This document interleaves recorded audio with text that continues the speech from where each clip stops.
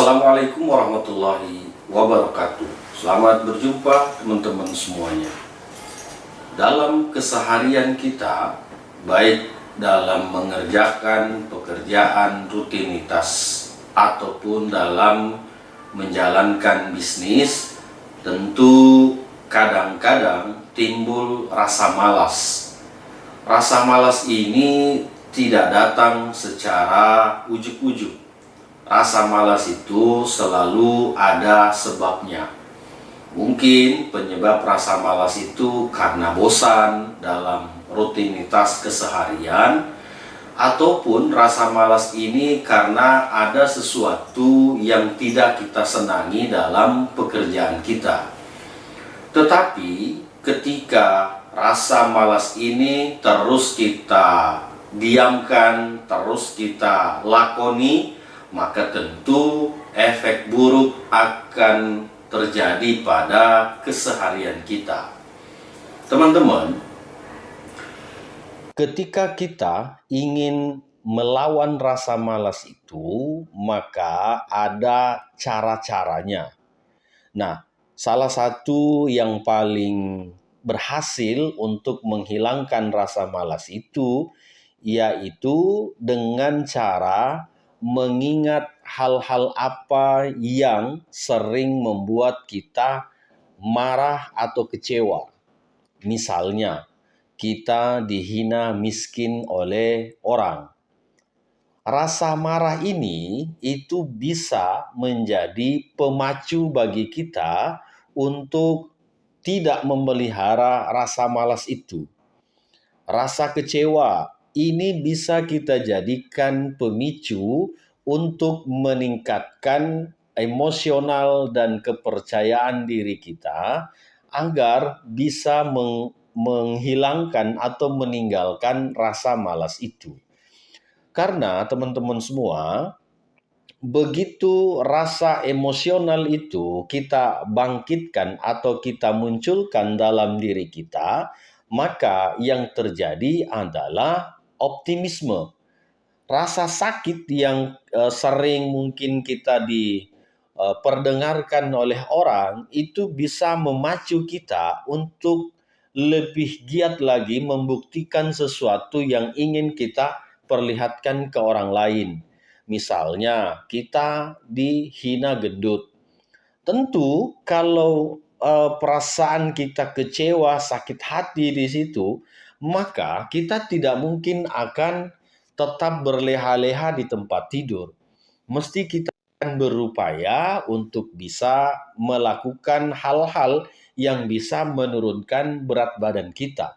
Misalnya dengan cara jogging, dengan cara berjalan, atau jenis-jenis olahraga yang lain. Karena ketika percikan kekecewaan, sakit hati ini kita munculkan untuk menjadi optimisme, motivasi, maka tentu kita tidak akan malas lagi. Teman-teman, perasaan malas itu tertanam di alam bawah sadar kita. Tentu tidak bisa ujuk-ujuk bisa hilang dari ingatan dan memori kita. Harus ada upaya yang kita lakukan untuk menghilangkan rasa malas itu.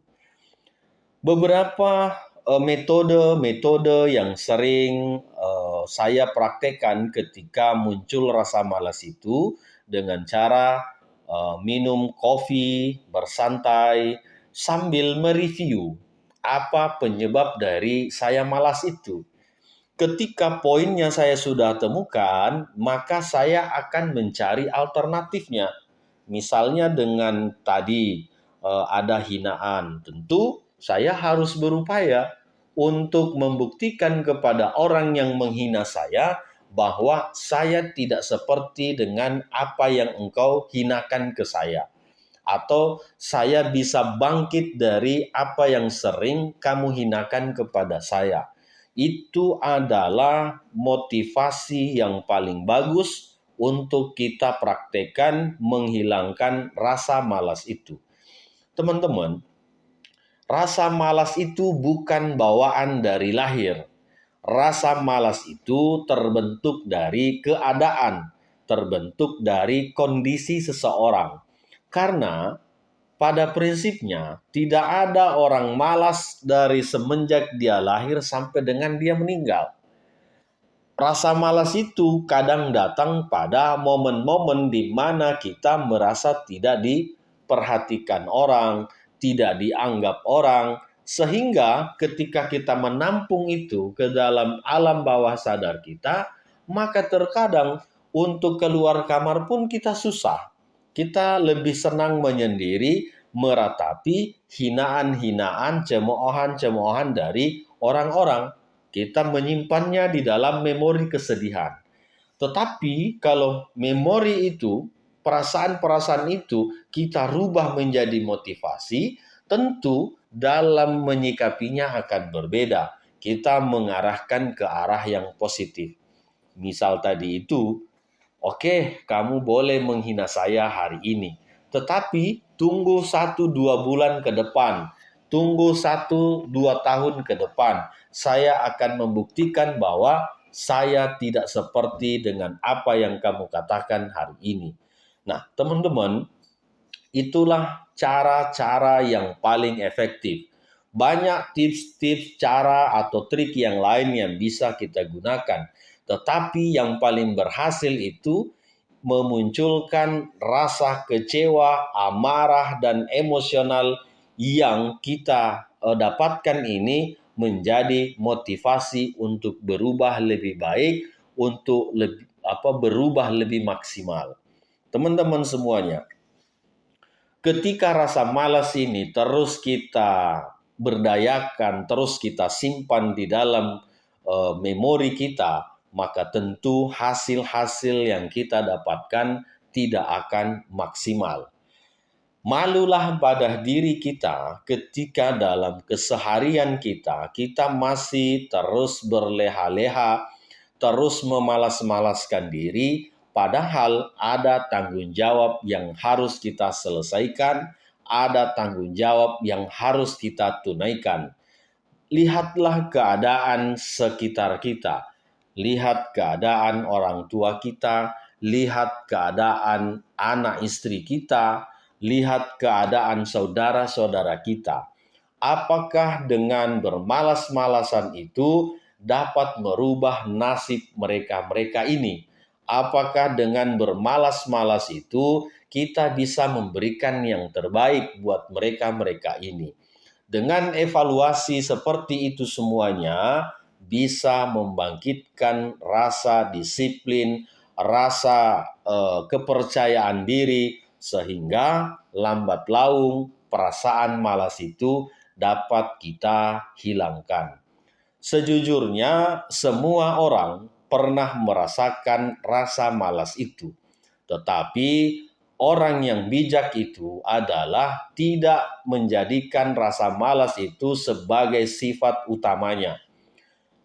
Secara manusiawi, pasti kita pun pernah merasakan.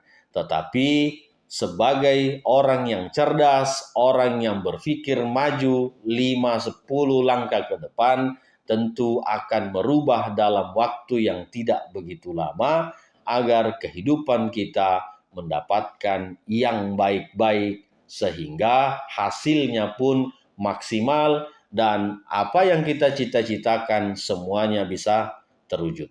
Demikian teman-teman ulasan kita hari ini. Semoga bermanfaat sharing ini diaplikasikan sehingga rasa malas itu bisa Anda tinggalkan. Terima kasih. Assalamualaikum warahmatullahi wabarakatuh.